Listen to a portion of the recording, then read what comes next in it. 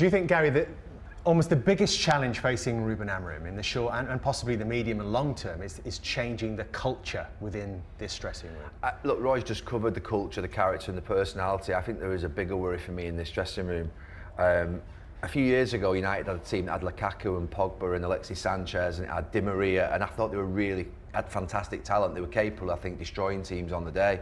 My worry with this group of players, I look around this dressing room, is they are nowhere near the calibre of players that actually have failed Manchester United in the last 10 years.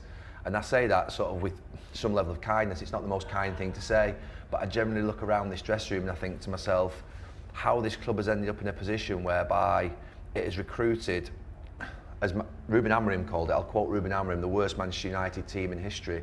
It's a long way back from that to a point now where you've got the situation whereby they don't look like they're better than any other team that they play.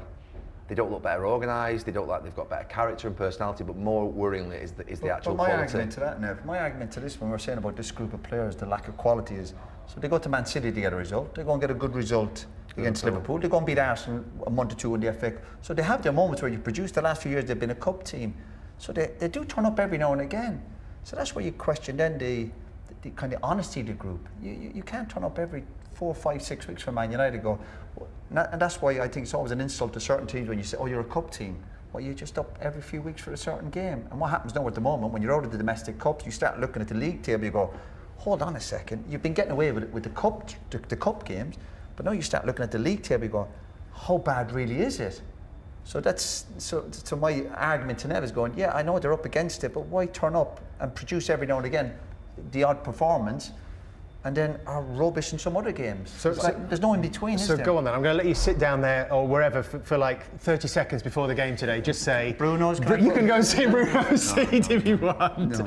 What would you say? What words are you going to find to lift this team before they go out today?